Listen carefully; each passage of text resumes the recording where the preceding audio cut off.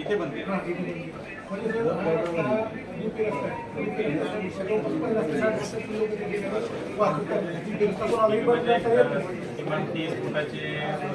बारा मीटरपर्यंत आहे. आणि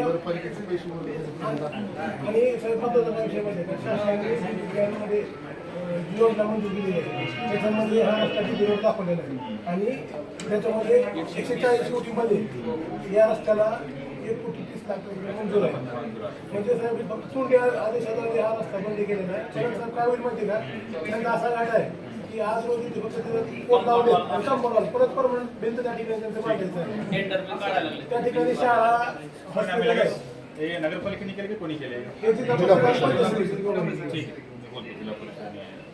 त्यांना कधी की आदेश त्यांच्याकडे रोड असलेला अधिकृत पुरावा नाही काय नसताना त्यांनी विनाकारण रस्ता बंद केला आणि नागरिक त्या ठिकाणचा ज्येष्ठ नागरिक राहतात. परत दवाखाने शाळा हॉस्पिटल त्या ठिकाणी नगरपालिकेचे पैसे त्या कामाला वर्क पण झालेले पैसे.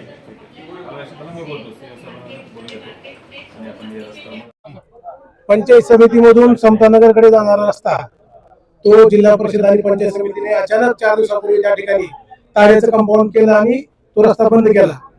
आम्ही धाराशिव शिवसेनेच्या वतीनं सर्व नगरसेवक शिवसेनेचे सर्व पदाधिकारी यांनी मिळून आज जिल्हाधिकाऱ्यांना निवेदन दिलेलं आहे की 4 दिवसामध्ये त्या ठिकाणचा रस्ता पूर्ण मोकळा करावा. अन्यथा शिवसेना त्या ठिकाणी जर तुम्ही परत पोल रवायचं काम केलं असेल किंवा त्या ठिकाणी जिल्हा प्रशासन आणि पंचायत समितीचे प्रशासन त्या ठिकाणी परमनंट भिंत बांधायचं त्यांचा दावा आहे, तो आम्ही जेसीबीने तोडून काढल्याशिवाय आम्ही राहणार नाहीत. वास्तविक पाहता शासनाने धाराशिव नगरपालिकेच्या विकास योजना मंजूर झालेली आहे, डीपी प्लॅन मंजूर झालेला आहे. त्यामध्ये तो रस्ता डीपी रस्ता आहे. डीपी रस्ता कुणाला वास्तविकमध्ये अडवता येणार नाही. 50 ते 60 वर्षापासून त्या ठिकाणी नागरिक वहिवाट करतात. त्या ठिकाणी दवाखाने आहेत, शाळा आहे, रहिवासी क्षेत्र आहे. हजारो लोक त्या ठिकाणी वाहतूक करतात. अचानक तो रस्ता बंद केल्यावर नागरिकांची गैरसोय होत आहे. आम्ही आज जिल्हाधिकाऱ्यांना निवेदन दिले आणि जिल्हाधिकारी पण मान्य केलंय की डीपी रस्ता हा बंद करता येत नाही. आम्ही तात्काळ जिल्हा परिषदेच्या अधिकाऱ्यांना व पंचायत समितीच्या अधिकाऱ्यांना सांगून तो रस्ता मोकळा करू.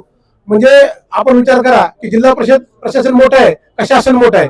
कारण शासनाने विकास योजनेमध्ये तो रस्ता डीपी रस्ता मंजूर केलेला आहे आणि त्याला नगरपालिकेने 1 कोटी रुपये त्या रस्त्याच्या कामासाठी मंजूर केलेले असताना तो रस्ता जाणूनबुजून वाढवलेला आहे. तर तो रस्ता तात्काळ खुला करावा. तो रस्ता जर खुला नाही केला तर शिवसेनेच्या वतीनं त्या ठिकाणी आम्ही जेसीबी आणून तो रस्ता खुला करण्याचा आम्ही या ठिकाणी इशारा दिलेला आहे.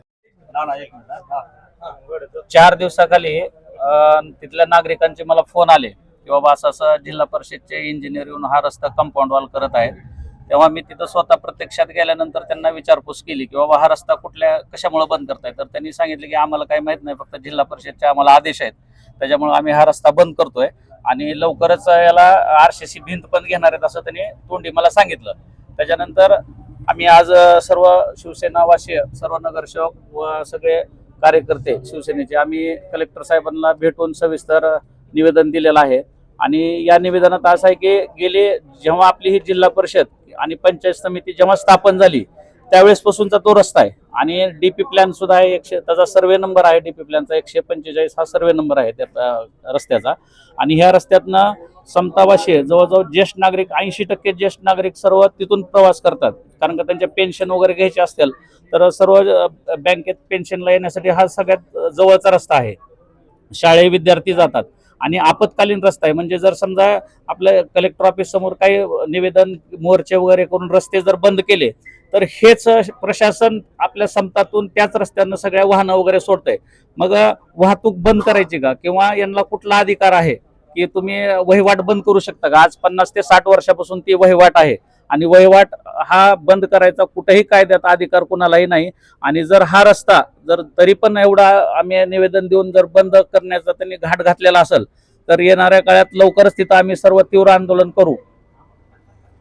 त्यासाठी मंजूर झाले. आता हा डीपी रोड त्यांना अडवता येत नसताना त्यांनी जाणीवपूर्वक अडवला होता. त्या संबंधित कलेक्टरला आम्ही आता निवेदन दिले. सर्व नगरसेवक आणि आमचे शहर प्रमुख सगळे कार्यकर्त्यांनी की हा रस्ता तात्काळ लवकरात लवकर ओपन करा. जिल्हा परिषद